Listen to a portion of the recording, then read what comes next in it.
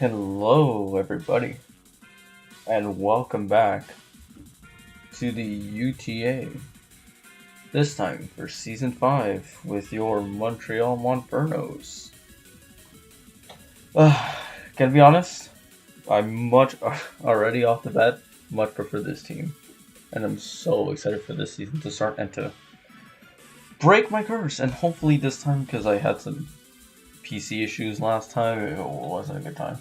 I couldn't record the whole season. It really pissed me off, but here I am now, back from the dead.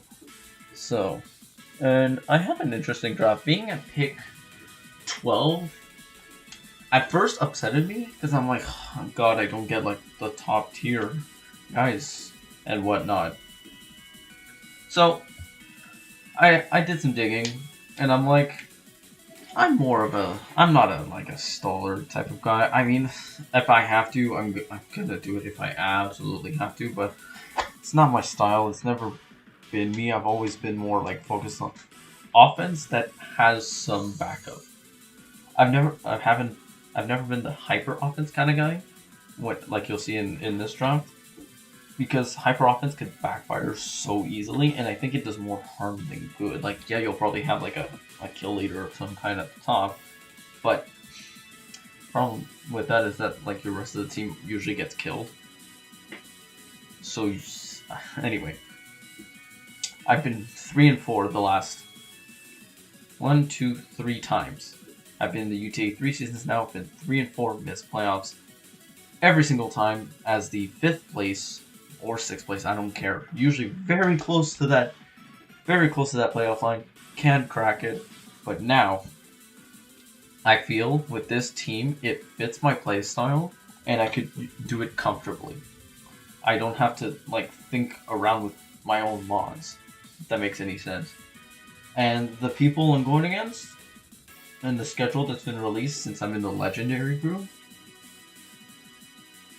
yeah, I'm gonna have to really pull this one out of the bag, shall we say, especially in the latter weeks, I feel. Seeing as how there are some very tough competition here in my, at least in my division, the Shadow Division. But anyway, enough about that.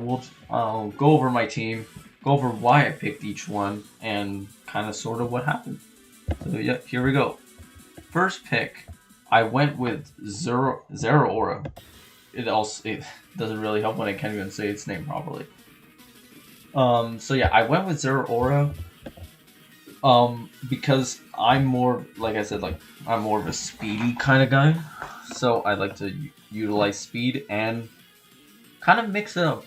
And this mon fits perfectly. I love electric types. They only have one weakness. They're usually fast. And this one, as you can see, hits like a truck. Yeah, with plasma fists, a base 100 move, a physical electric base 100 move on a mon that has 112 physical attack, for example.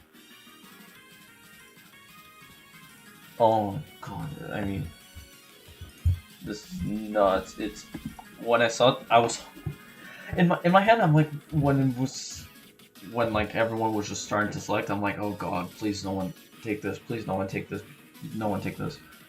But I've seen the trend of like people opting for more bulk than speed.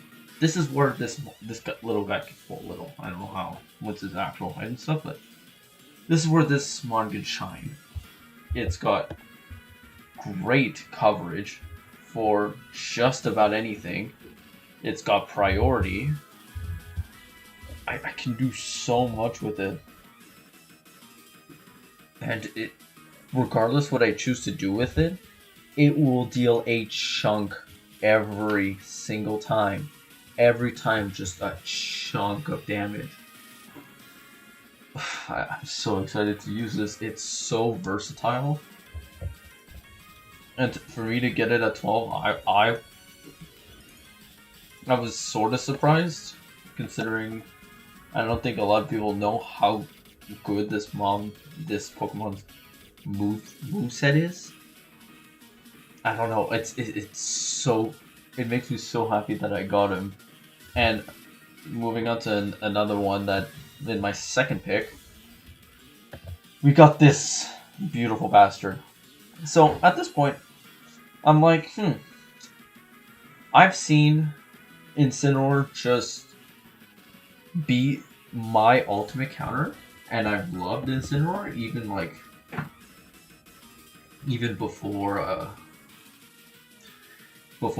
picked it. Like I'd used it in my Sun and Moon and all that stuff. Anyway, but I've seen it used competitively against me or not, and this mon, although it has some weaknesses, if I invested it correctly, it could tank anything, and with the base 115 attack, it will just destroy a lot of people. Or I could even go special. I could like pull off some shenanigans with like a special Incineroar. Because yes, it does get nasty plot. Yep, and with Parting Shot, it gives me the momentum. Oh, and yeah, Scorching Sense is a move that I learned now, so I guess people could watch out for that. So yeah, this one is great for momentum.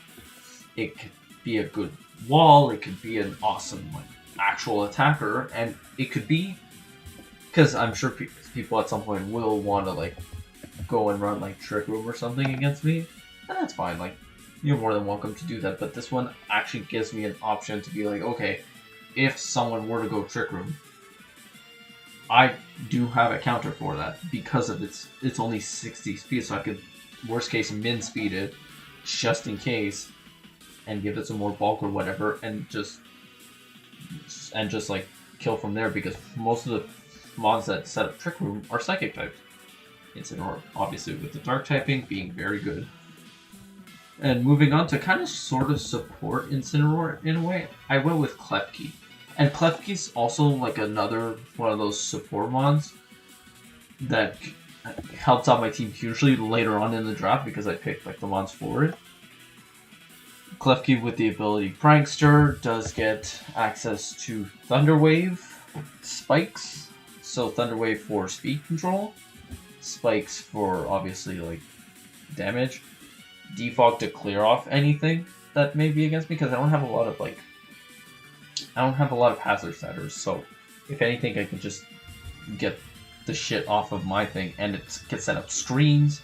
That's another thing it could do, so it's a great support mod. The typing is phenomenal. It's a phenomenal typing. Not a lot of weaknesses. I believe it may be ground, fire. I think it might just be ground and fire that are its weaknesses, but yeah. Super great at just being a support mod. Allows for speed control. This is exactly the mod I wanted. Not most, but like I knew this was critical that I had a mod like this. A bulky enough steel type, because bulky steel types are like pretty much the meta now.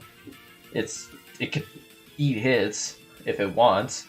And with that typing, and with Steel and Fairy, Steel being one of the more defensive typings, Fairy being also a pretty defensive typing, there's not much that could really like Oko it, for example. But yeah, anyway, moving on to Gliscor. Gliscor was a mon that I've loved like pretty much forever now. It's bulky with Toxic Orb. It doesn't die. It just doesn't. You could try. It doesn't. It gets Roost. It has Toxic Orb, so I could run like Protect or something just exclusively to heal and to scope out. But at the same time, it's also great for momentum. I could even Baton Pass if I wanted to. Swords Dance. I could Tailwind. Tailwind could be coming really clutch because, once again, speed is kind of the name of the game right now for me.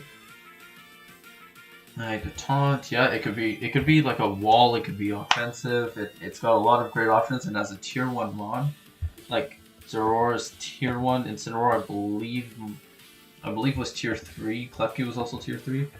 And Gliscor being a tier 1B or whatever, it gives me the wall I need, with Rock being I think that might be neutral. Is it only ice? No, that's right. There's water. That's also super effective against it. I think it's ice and water. I might be wrong. Anyway, great mon. I could do a lot of stuff physically. Doesn't die. I could even put a salt vest on it if I wanted to. I can maybe run some like shenanigans with. I don't know. We'll see. We'll see. I've got ideas. Anyway, next mon is Pyukumuku. This is another one of those mons that I wanted to get because I'm like, oh, I need a bulky water, and Toxapex was kind of that for me last season, but Pyukumuku, I'd argue, is better fit for that role because of its 130 defenses and everything, and the fact that, once again, it also doesn't die. Sets up screens, it's toxic, taunt. This one it's unkillable.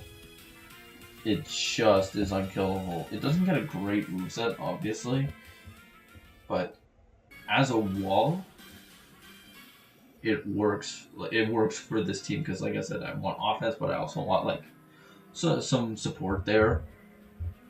And yeah, I mean, we'll just have to see. But yeah, I'm really excited for this one. Yeah. Anyway, moving on, we got Gengar, also known as Glass Cannon #1. Because it just, as you can see, it's so strong and its typing is so great for it. And worst case, if people want to like rapid spin or whatever, it's still a ghost type. I can switch it in. But yeah, it's so perfect. The typing is perfect for it. It's so strong. It hits like a truck. Put like a Z crystal on it, which I believe I made it my Z captain. I put a Z crystal on it. Oh, I also put it for Incineroar. Can't forget that. That's another set I can run with Incineroar because it's such a high attack stat. But yeah, with this one, 130 special attack, it just runs through. I could even run specs. I don't know. I'll have to figure it out depending on the matchup, but yeah, this thing hurts. If it hits you, if it's in on you, it'll hurt. I think even with AB, it'll hurt. And this was a tier 2, this was a tier 4. So yeah, I still had a fair amount of points remaining. I hadn't picked my Mega up to this point, but I knew that Kadabra, that being the next mon I selected, was going to be a hot commodity. Or I kind of had, not that I knew it was going to happen, but I heard some like rumblings about it. Because, yes, obviously Alakazam is like super strong and all that, but this as a tier 5, with a 120 base special attack and 105 speed could be like, it's basically like a wall breaker. I could use it to just punch hole through things. Like, just, like, not even care that they're there, honestly. Oh, it gets recovered too. Even better. Gets recovery. Oh my god, this... I don't know if people see what I'm seeing, but like, with Kadabra, it's just like Gengar, it punches hole through things for significantly cheaper. Because tier 4 was 40 points and tier 2 was 120, I believe. So pretty much a third of the price for, let's say, 2/3 of the same mon. But I could bring either one or both if I'm really stuck and it has good typing. But yeah, I'm definitely gonna use this during the season. It's not like other tier 5s where you're like, oh, fucking whatever. I'm definitely gonna use this. This thing hurts, and it may pick up a couple clutch kills, and I wouldn't be surprised by it. And at this point, I knew I needed a grass type, and all along I'm like, you know what? I'm gonna build around this. I'm gonna build around getting myself a Mega Sceptile. Mega Sceptile I used in Season 2. I believe it was Season 2. And it not that it carried my team because I was just so inexperienced at the time, but it it put the team on its back and like actually got me like some wins to like give me confidence, if you will. I'm surprised no one pays more attention to this because with a base 145 special attack and 110 physical attack, and the fact that it gets Swords Dance means it could be a threat both physical and special. Oh my god, it's so good. It's so good. It hits like a train. Gengar and Alakazam hit like trucks. This hits like a train. And I'm so happy I got it. And with Lightning Rod, worst case, if there's like a dangerous electric type, I just go into Lightning Rod and just shut that down. And I believe Lightning Rod also increases my special attacks, so I don't know, just things to be wary about. And yeah, I'm so excited to use this. Being the Grass Dragon typing, it's only weak to Ice Fairy. Like super effective wise, I believe it might just be Ice Fairy. I'm probably wrong. I'm just like, this is all just from me thinking out loud. And yeah, not a lot of weaknesses. This is, I wouldn't say it's a theme of my team, but like, there's a couple of mods like that where like, there's a limited amount of weaknesses that you could really like do damage with. So I've got good switching options and all that. Yeah, so I'm super duper excited for this. And after that, I'm like, okay, this is kind of where all the healers come in and like the just there to eat hits, wish, and all that stuff, aromatherapy, heal bell, and all that stuff. I originally wanted Audito. It was picked up 2 picks before me. Yeah, I believe, 2 picks before me, and I was like, God damn it. So I had to scramble, and yeah, there were options like Togepi, but I already had pretty much Klefki for the setter, and it didn't really have a lot of HP. I needed a tier 5 at the same time. That's what I was thinking. So I ended up going with Wigglytuff.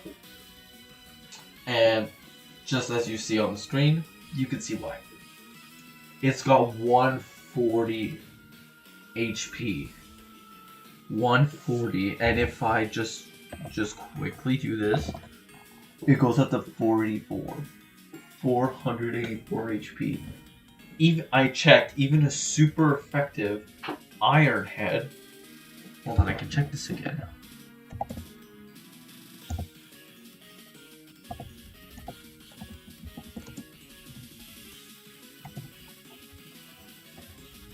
For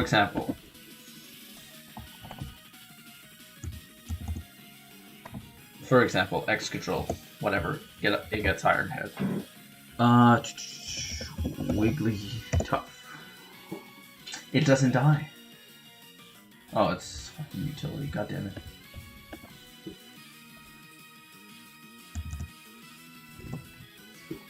$252, it actually takes it. I don't know why, but because of its such high HP,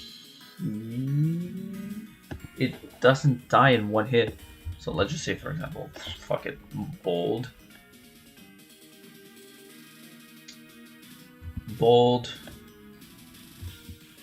max HP, max defense. And Exegol is a really strong mon. And fuck it, let's make it Adamant. It probably won't be, but let's make it Adamant. It's a 2-hit KO. A 2-hit KO on a tier 5 and versus one of the best sand mons. Even though like he's not in my division, the person who has it is not in my division, I'm just saying. A really strong steel type does not take this down. And with it having poison, steel as weaknesses, it can live at least a hit, allowing me to either keep some sort of momentum going, pass off a wish, and then switch into the one that counters it, like that kind of thing. So yeah, I really wanted Audino, but I'm kind of glad I got this in the end. And yeah, and afterwards, after this pick, I'm like, okay, I had already picked Illumise or Illumise, whatever the hell, whatever people call it. And at first I'm like, oh, I already have Klefki, that's a Prankstermon. I might need another one to do like wish, like basically what Klefki does, but as a bug type.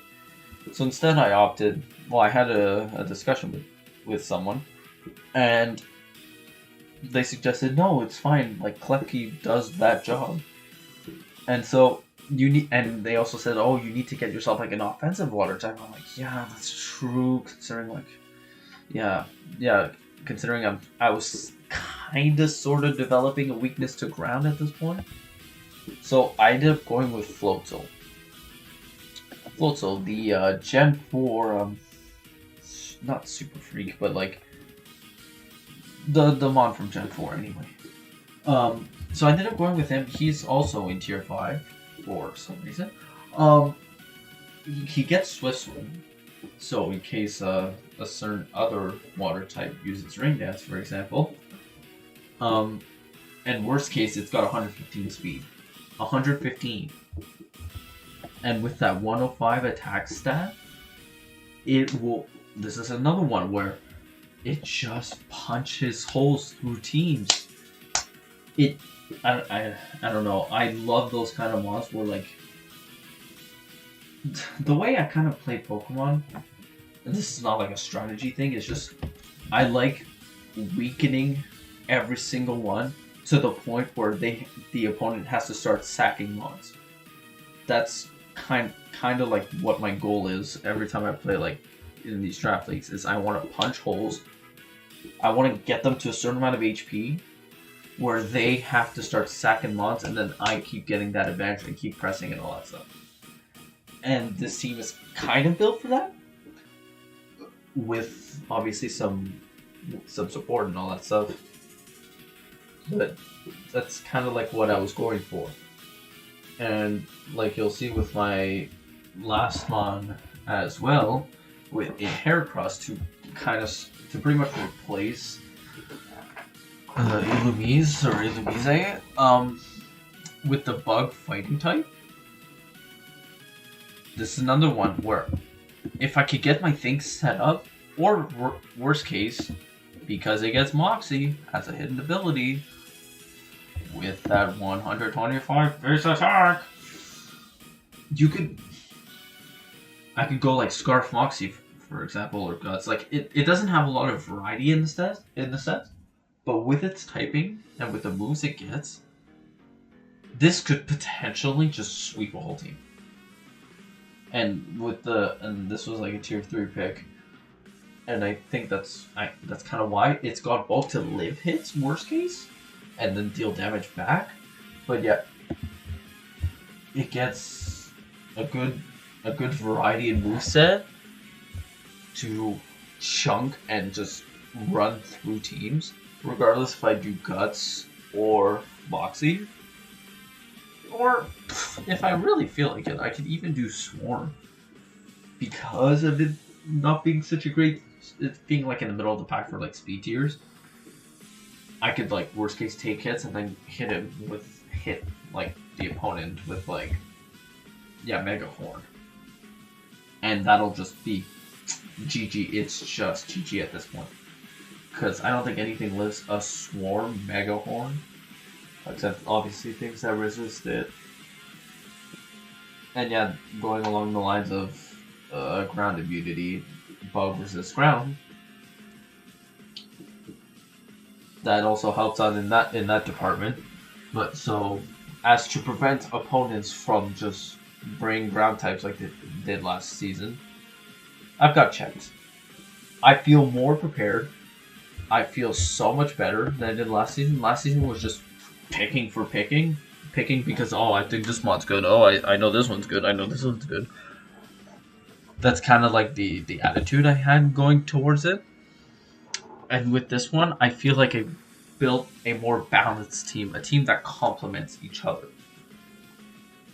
and I'm really excited to use it. And with this, like, if I had to give like myself like a prediction, just of myself, and seeing my schedule, I'd say my ceiling, my absolute ceiling, would be 5-2. My floor would be. There's a possibility that I could like even go as low as like, I don't know, like 2-5 or 1-6 or something.